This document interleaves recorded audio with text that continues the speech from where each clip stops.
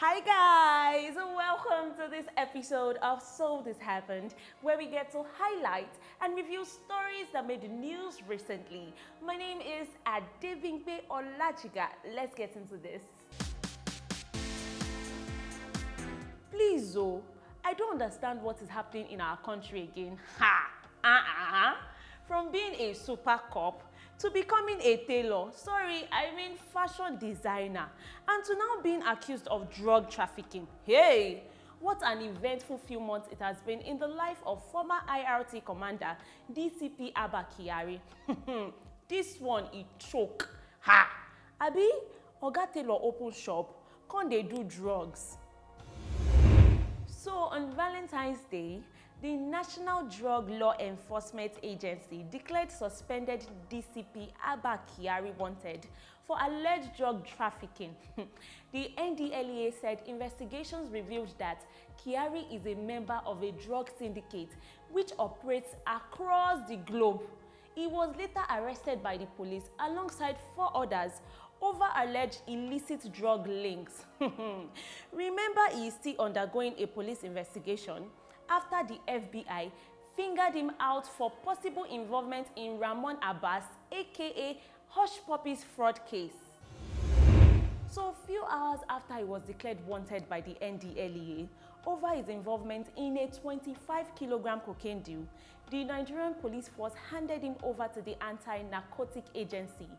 The 4 other wanted suspects aside DCP Abba Kyari are ASP Sunday J. Ubai, ASP Bawa James, Inspector Simon Arigba, and Inspector John Nuhu.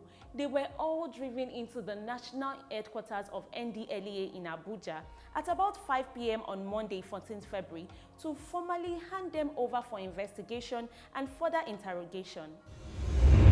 What do you guys think about this case, and how do you think it's going to turn out? Would the former Super Cop still be extradited to the United States? The Holy Book says, "The heart is deceitful above all things and desperately wicked. Who can know it?" An homeless man in the United States allegedly slit a woman's throat after she let him into her house to take a bath. Officers explained how they responded to the call of a woman heavily bleeding from the neck around 5 p.m. at her home in Salt Lake City, US on the 6th of February. She was transported to a local hospital in critical condition and underwent emergency surgery.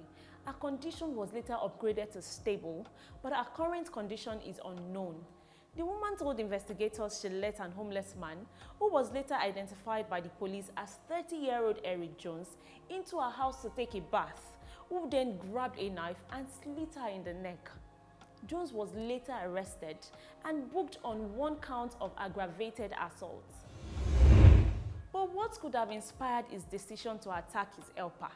Why get killed for doing good?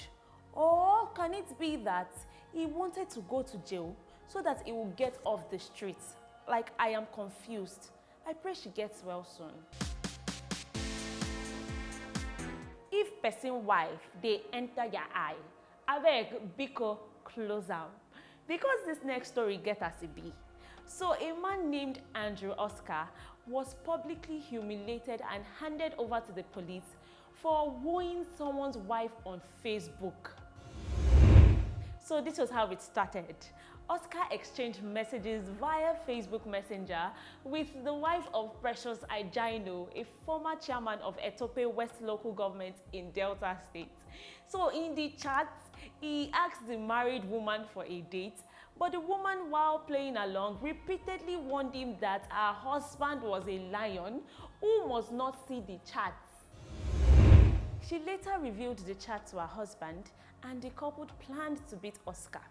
So on the agreed date, Oscar was allegedly ambushed, beaten and dehumanized by a mob hired by Ajaino and his wife, which they later handed him over to the police. Chasing another man's wife is totally wrong.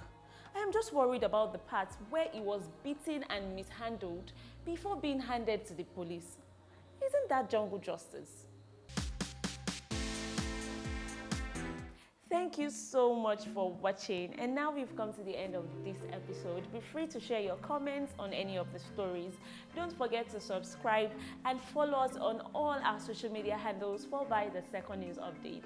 Until next time, my name is Adevimpe Olajiga. Thank you for watching.